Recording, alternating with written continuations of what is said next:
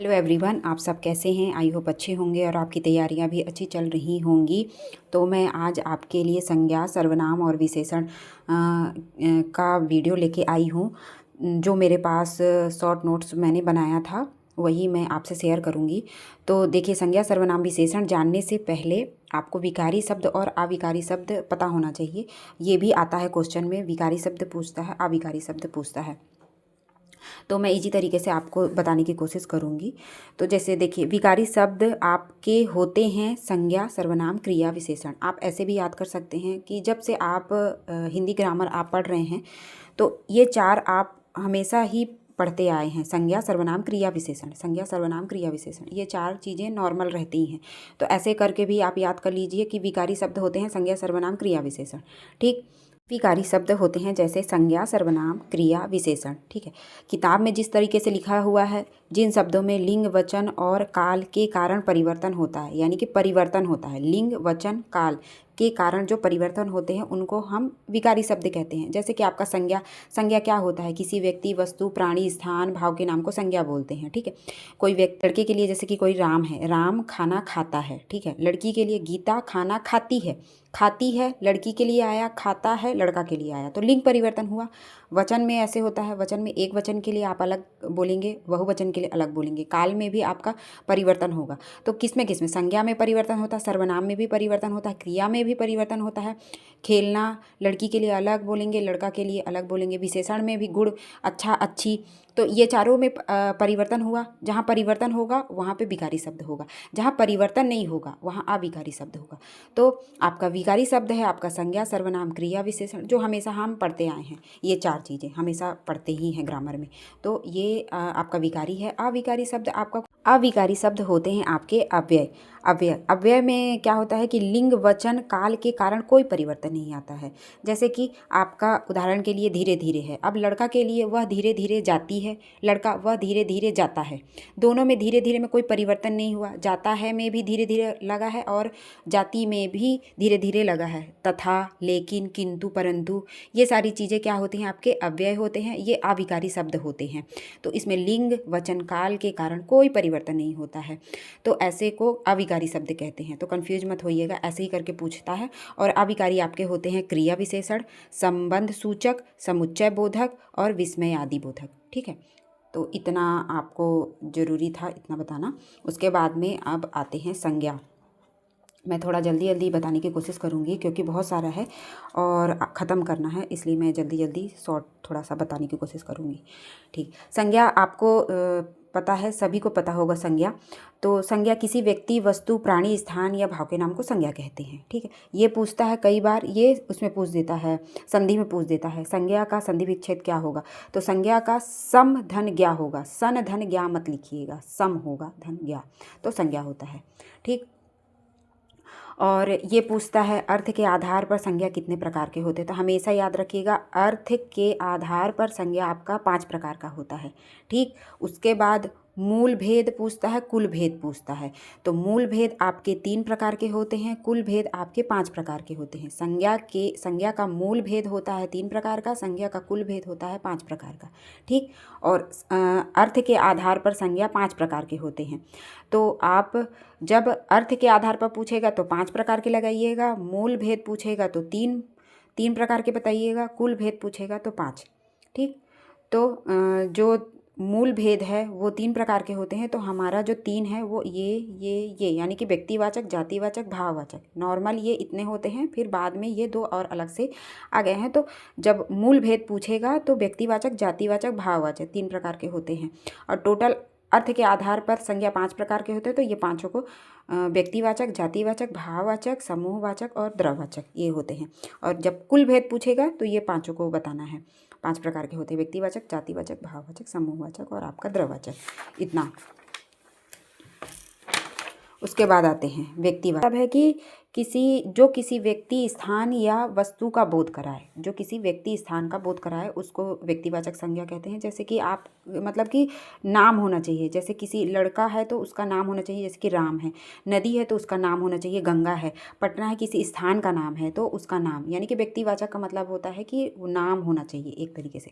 जातिवाचक संज्ञा का मतलब होता है उसकी पूरी की पूरी जाति का बोध कराए, जो जाति का बोध कराए पूरी की पूरी। यानी कि यहाँ पे क्या है, गंगा नाम था तो व्यक्तिवाचक हुआ, ठीक, लेकिन जब नदी आ गया तो वो जातिवाचक हो गया। पर्वत यानी कि पूरी की पूरी जाति हो गई, लेकिन जब हम हिमालय बोलेंगे तो वो हो जाएगा व्यक्तिवाचक, उसका नाम आ गया तो व्यक्तिवाचक हो गया। और पर्वत यानी कि पूरा पर्वत तो वो हो गया जातिवाचक। लड़की, अब पता नहीं है उस लड़की का नाम, अगर नाम होता तो व्यक्तिवाचक होता, नाम नहीं पता है तो वो क्या हो जाएगा, लड़की लड़की पूछ रहा है तो पूरे की पूरी जाति यानी कि जातिवाचक हो जाएगा। ठीक है। भाववाचक संज्ञा, भाव निकलना चाहिए, ठीक है, उसके गुण के बारे में पता चलना चाहिए, गुण दशा आदि का ज्ञान कराए तो उसको क्या बोलते हैं, भाववाचक संज्ञा। अब जैसे कि उसका भाव कैसा है, जैसे उसे क्रोध है, क्रोध क्या हो जाएगा, भाव, मिठास भाव हो जाएगा। यौवन उसका भाव है, तो ये सारे भाववाचक संज्ञा होते हैं। द्रववाचक संज्ञा, अब द्रववाचक संज्ञा यानी कि सामग्री या पदार्थ का बोध कराए, ठीक है। जो भी आपका पदार्थ है, जो भी आपकी सामग्री, वो सारे के सारे किस में आते हैं, द्रववाचक संज्ञा में। जैसे कि सोना, चांदी, दूध, दही, लोटा, ये सारी जितनी भी आपके सामग्रियाँ होती हैं ये सारे के सारे आते हैं द्रववाचक में, ठीक।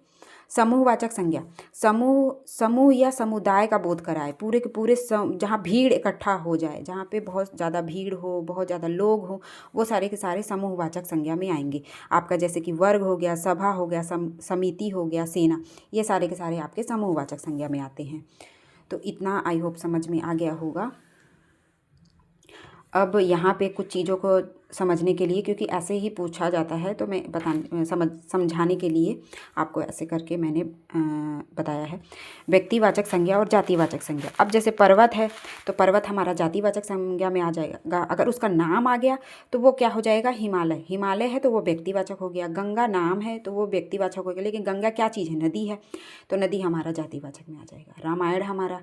रामायण हमारा क्या है, पुस्तक है, तो पुस्तक हमारा जातिवाचक में आ जाएगा। रामायण उसका नाम है पुस्तक का, तो हमारा व्यक्तिवाचक में आ जाएगा, ठीक है। दशहरी क्या चीज़ है, दशहरी एक आम है, आम का नाम है दशहरी, ठीक है। तो आम अगर पूछता है तो जातिवाचक में आएगा और दशहरी पूछता है तो व्यक्तिवाचक में आएगा। ऐसे करके सारी चीज़ों को समझने के लिए आप समझ सकते हैं। और कुछ क्वेश्चंस हैं, मैं उसको आपको बताऊंगी कि कैसे किस तरीके से क्वेश्चंस आते हैं। जैसे कि आम रसीला होता है, ठीक है, ये व्यक्तिवाचक है या जातिवाचक है। आम रसीला होता है, यहाँ पे आम है, ठीक है, ये कोई नाम नहीं है। आम से मतलब पूरा आम, जितने भी प्रकार के आम होते हैं, तो ये पूरा का पूरा हमारा होगा जातिवाचक, ठीक। अगर यहाँ पे मैं लिख दूँ कि दशहरी आम रसीला होता है, तब क्या होगा, तब ये हो जाएगा अब व्यक्तिवाचक, क्योंकि यहाँ पे दशहरी नाम से अब आम की जो पहचान है वो दशहरी है, यानी कि इसी पे फोकस किया जा रहा है। तो अब यहाँ पे पता चल गया कि आम कौन सा है, दशहरी है, इसलिए ये क्या होगा, व्यक्तिवाचक होगा। अब यहाँ पे देखिए, पशुओं में सबसे तेज चीता दौड़ता है। अब यहाँ पे क्या होगा, यहाँ पे आप समझने वाली बात है, ठीक है।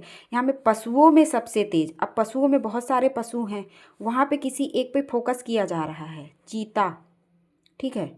बस चीता अगर पूछा रहता तो आपका जातिवाचक हो जाएगा, लेकिन पशुओं में सबसे तेज चीता हो गया, तब यहाँ पे आपका क्या हो जाएगा, व्यक्तिवाचक संज्ञा हो जाएगा, ठीक। फलों का राजा आम है।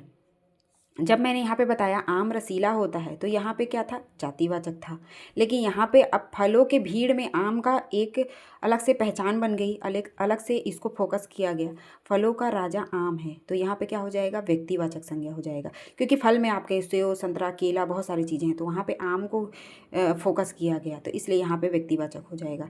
शेर ताकतवर होते हैं, शेर ताकतवर होते हैं, और हमेशा याद रखिएगा, जहाँ पे बहुवचन होगा वहाँ पे जातिवाचक होगा।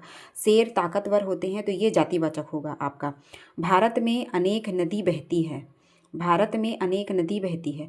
अब इसमें व्यक्तिवाचक होगा कि जातिवाचक होगा, ठीक है। तो यहाँ पे पहले तो फोकस किसको किया गया है, भारत में, अनेक नदी बहती है। फोकस इसको किया गया भारत में, भारत को ज़्यादा महत्व दिया गया है। तो भारत में अनेक नदी बहती है, तो भारत हमारा क्या हो जाएगा, व्यक्तिवाचक हो जाएगा। तो ये पूरा का पूरा व्यक्तिवाचक हो जाएगा। और कई बार ऐसे होता है कि अंडरलाइन किया हुआ रहता है कि इसको ये कौन सा है, व्यक्तिवाचक है, जातिवाचक है। तो उस हिसाब से आप फिर ध्यान दे के लगाइएगा कि क्या चीज़ों को बोला जा रहा है। जैसे कि यहाँ पे अगर अंडरलाइन किया हुआ है तो ये क्या चीज़ में आएगा, व्यक्तिवाचक में आएगा, जातिवाचक। अगर ये व्यक्तिवाचक में आ रहा है तो इसको फिर व्यक्तिवाचक बोलेंगे। अगर यहाँ पे अंडरलाइन कर दिया होता और पूछता ये व्यक्तिवाचक है, जातिवाचक है, तो ये आपका जातिवाचक होता, नदी जातिवाचक होता। ऐसे करके समझिएगा। सर्वनाम, सर्वनाम का जो संधि विच्छेद होता है सर्वधन नाम से मिलकर बना होता है। और इसकी परिभाषा है कि संज्ञा के स्थान पर प्रयोग किए जाने वाले शब्द को सर्वनाम कहते हैं। नॉर्मल संज्ञा के स्थान, जो संज्ञा है उसके स्थान पे जो प्रयोग किए जाते हैं उसको सर्वनाम कहते हैं।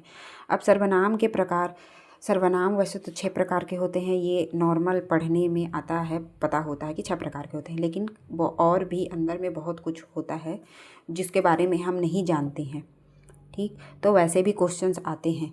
तो देखिए, सर्वनाम के प्रकार 2 प्रकार के होते हैं। एक तो होता है मूल और दूसरा होता है यौगिक। मूल आपका 11 प्रकार का होता है, जो कि मैं, तू, आप, यह, वह, कोई, कुछ, क्या, कौन, जो, सो। ठीक, और ये पूछता ही है, कई बार ये क्वेश्चन में आता है यौगिक सर्वनाम किस किस से मिलकर बने होते हैं या क्या होता है। तो देखिए, यौगिक सर्वनाम ना हमेशा मूल सर्वनाम प्लस परसर्ग, परसर्ग का मतलब जानते हैं, कारक चिन्ह, कर्ता ने कर्म को करण चिन्ह से जान, संप्रदा का के लिए, ये सारे होते हैं परसर्ग। ठीक, तो ये मूल सर्वनाम प्लस परसर्ग से मिलकर बना होता है, इसको बोलते हैं यौगिक सर्वनाम। ये क्वेश्चन में पूछता है। ठीक, तो इतना आपको पता होना चाहिए। फिर आगे ये है, अब मूल सर्वनाम। मूल सर्वनाम जैसे कि मैंने यहाँ पे अभी बताया, मूल सर्वनाम आपका, मूल सर्वनाम मैं, तू, आप। अब इसमें परसर्ग जोड़ देंगे आप, तो ये हो जाएगा यौगिक सर्वनाम। ये मूल सर्वनाम है, इसमें परसर्ग जोड़ देंगे। जैसे यहाँ पे एग्जाम्पल के लिए है, मूल सर्वनाम प्लस परसर्ग यानी कि यौगिक सर्वनाम। अब मूल सर्वनाम क्या है, आप, और उसमें आपने परसर्ग जोड़ दिया ने, तो आपने ये हो गया यौगिक सर्वनाम। आपको, तो यहाँ पे हो गया आपको, आप मूल है, के लिए है परसर्ग, आपके लिए, ये हो गया यौगिक सर्वनाम। तो ये पूछता है, इसलिए मैं बता रही हूँ। ठीक है, क्वेश्चन जैसे कि एक क्वेश्चन है, यौगिक सर्वनाम किससे मिलकर बना होता है। तो आंसर में है मूल सर्वनाम प्लस परसर्ग से मिलकर बना होता है। यौगिक सर्वनाम कौन सा है, आप, तुम, वह, आपने।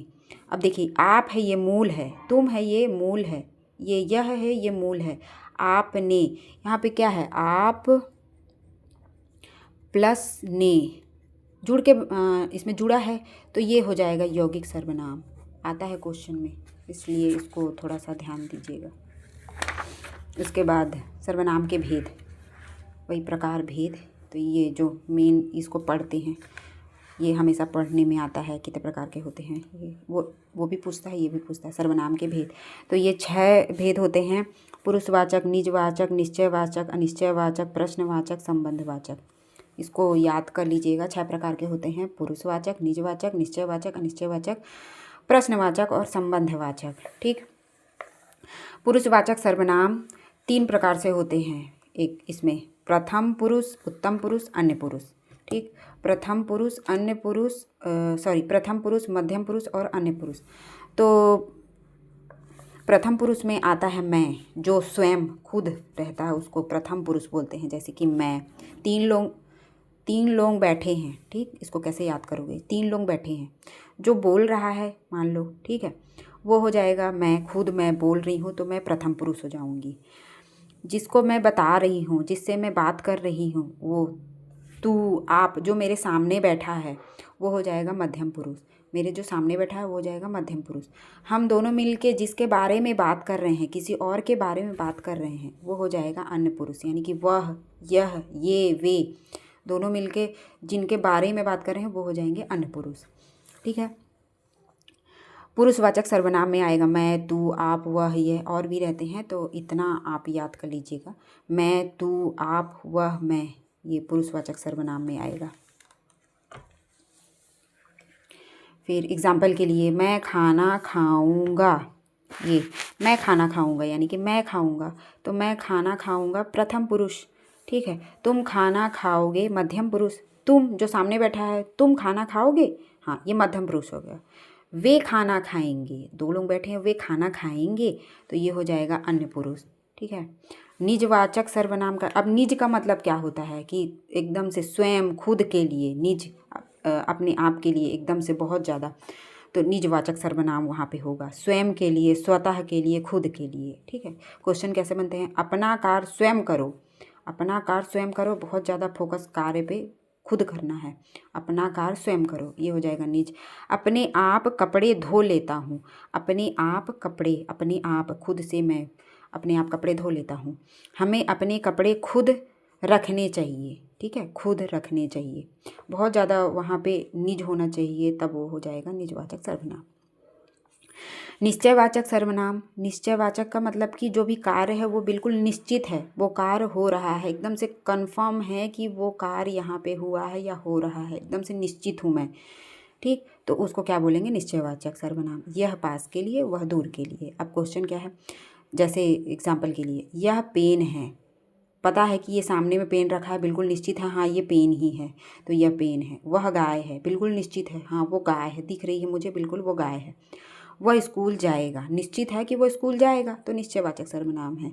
यह विलायती कुत्ता है, बिल्कुल निश्चित है कि हाँ ये विलायती है, तो निश्चयवाचक सर्वनाम होगा। ऐसे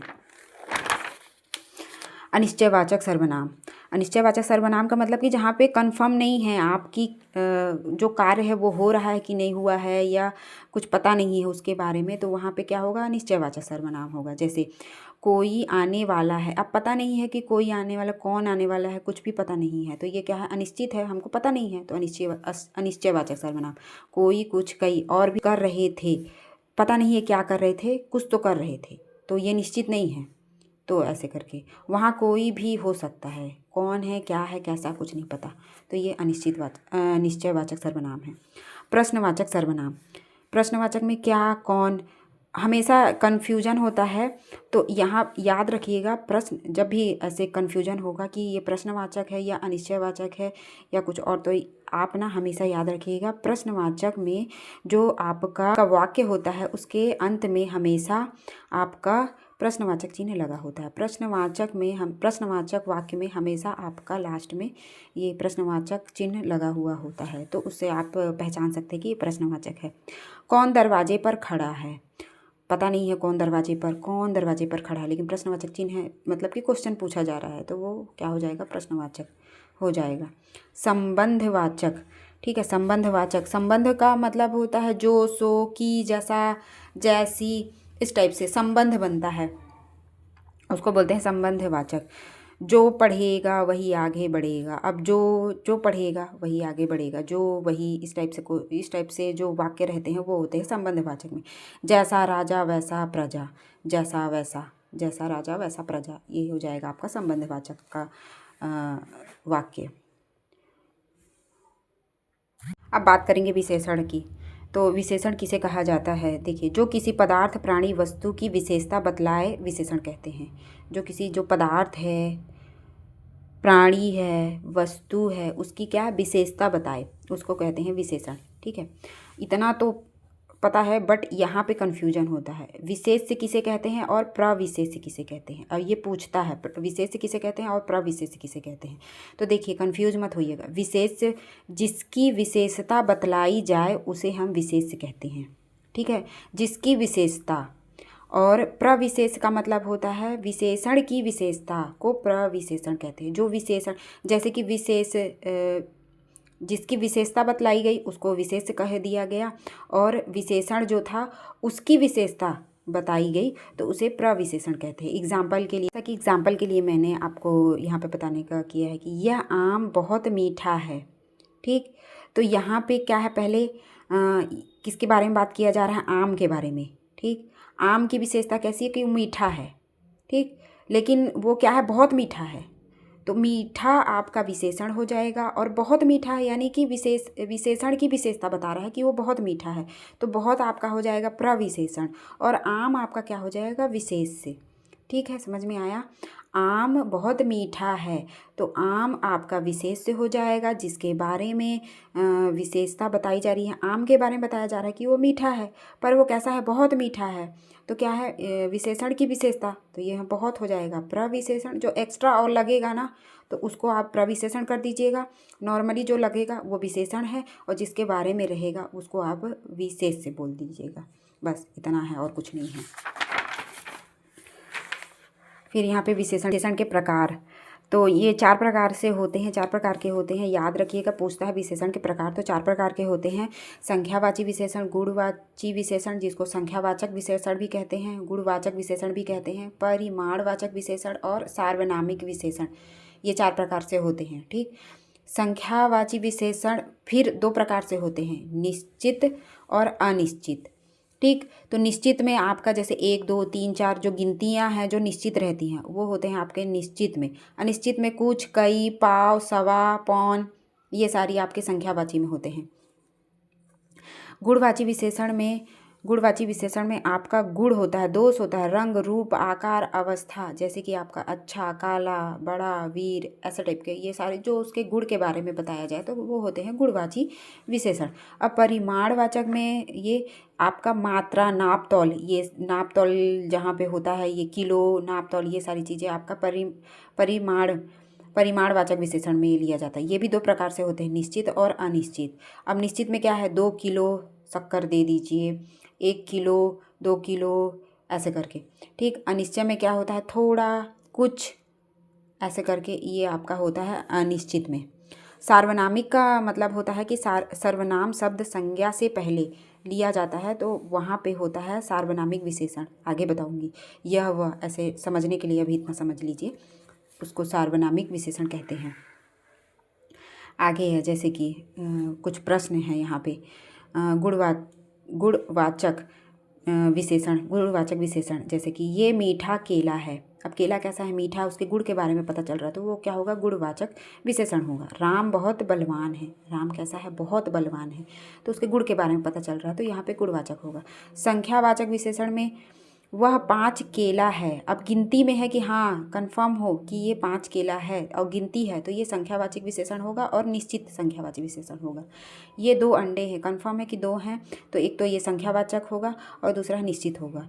कुछ फल ले आओ, अब पता नहीं है कितने फल लाना है, अनिश्चित है, तो ये संख्यावाची तो होगा लेकिन अनिश्चित होगा। ठीक है, उसे थोड़े चावल दे दो, अब पता नहीं कितने देने हैं लेकिन देने हैं चावल, तो अनिश्चित है।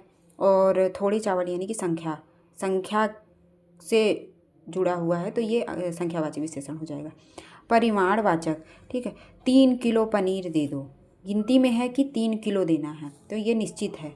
मेरे पास 3 लीटर दूध है, गिनती में है कि 3 लीटर है, इसलिए ये क्या होगा, निश्चित होगा, लेकिन क्या होगा, परिमाण होगा। ठीक है, यहाँ पे क्या है, किलो है, यहाँ पे लीटर है, ऐसे टाइप के आएंगे, तो यहाँ पे क्या होगा, परिमाण होगा।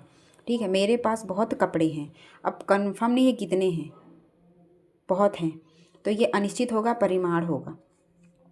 हमारे पास बहुत सी कपास है, अनिश्चित होगा, अनिश्चित है इसलिए अनिश्चित परिमाणवाचक होगा ये। अब यहाँ से क्वेश्चन बनते हैं, इम्पोर्टेंट है ये। सार्वनामिक विशेषण, ये इम्पोर्टेंट है, ये पूछता है। तो सार्वनामिक विशेषण वो होते हैं जो संज्ञा से पहले लगकर विशेषण की तरह कार्य करते हैं, उसकी विशेषता बताते हैं, उसे सार्वनामिक विशेषण कहते हैं। जैसे मेरी बुक, मेरी घड़ी, किसी का घर, किसी का कार। ठीक है, एग्जाम्पल के लिए, यह आदमी हंसता है। ठीक, यह हंसता है, ये नॉर्मल हो जाएगा, ये नॉर्मल सर्वनाम है। ठीक है, यह आदमी यानी कि आदमी आपका हो गया संज्ञा और उसके आगे में लग गया सर्वनाम, तो यह आदमी हंसता है, तो यह आदमी हंसता है, ये हो जाएगा आपका सार्वनामिक विशेषण। ये ना तो संज्ञा है, ये ना तो सर्वनाम है, ये आपका है सार्वनामिक विशेषण। कोई बालक खेल रहा है, ठीक है, कोई खेल रहा है, ये आपका हो जाएगा सर्वनाम। बालक खेल रहा है, ये आपका हो गया संज्ञा। ठीक है, लेकिन कोई बालक, बालक के आगे सर्वनाम लग गया यानी कि सार्वनामिक विशेषण उसे ही कहते हैं जो संज्ञा के आगे जो सर्वनाम लगता है। पूछता है सार्वनामिक विशेषण किसे कहते हैं, तो संज्ञा के आगे जो सर्वनाम लगता है उसको सार्वनामिक विशेषण कहते हैं। ये संज्ञा है, इसके आगे सर्वनाम लग गया तो ये हो गया सार्वनामिक विशेषण। उस घर में आग लगी, ठीक है, ये हो गया सार्वनामिक विशेषण। सार्वनामिक विशेषण के प्रकार, इसके भी प्रकार होते हैं, ये 6 प्रकार के होते हैं। ठीक, संकेतवाचक सार्वनामिक विशेषण जैसे यह, वह, ये, वे। अनिश्चयवाचक सार्वनामिक विशेषण कोई, कुछ। प्रश्नवाचक सार्वनामिक विशेषण कौन, क्या, क्यों। संबंधवाचक सार्वनामिक विशेषण जैसे कि मेरा, हमारा। मौलिक सार्वनामिक विशेषण, मौलिक सार्वनामिक विशेषण का मतलब होता है यह लड़का होशियार है, तो यह लड़का होशियार है, नॉर्मल, यह लड़का होशियार है। यह, वह, कुछ, कोई, नॉर्मल तरीके से, तो ये मौलिक सार्वनामिक हो जाएगा। यौगिक, ये दोनों भी कई बार पूछता है, तो यौगिक सार्वनामिक विशेषण ऐसा, कैसा, जैसा, इतना, जितना, कितना, इस टाइप के क्वेश्चन होते हैं यौगिक। और नॉर्मल में जब पूछता है यह लड़का होशियार है, ये हो जाएगा मौलिक सार्वनामिक विशेषण। ठीक है, ऐसा घर हमने नहीं देखा, ऐसा, कैसा, जैसा, तो ये हो जाएगा यौगिक सार्वनामिक विशेषण। ठीक है, अब मैंने थोड़ा समझाने की, जैसे कि सर्वनाम और यहाँ पे होता है सार्वनामिक विशेषण। तो नॉर्मल में यह मेरा भाई है, यह लड़का मेरा भाई है, उसे यहाँ लाओ, उस व्यक्ति को यहाँ लाओ, यह चंचल है, वह चंचल है, वह बालक चंचल है, तो ये हो जाएगा आपका सार्वनामिक विशेषण। ये नॉर्मल है तो इसलिए हो जाएगा ये सर्वनाम हो जाएगा। तो ऐसे करके इसका आप पहचान सकते हैं, ऐसे करके।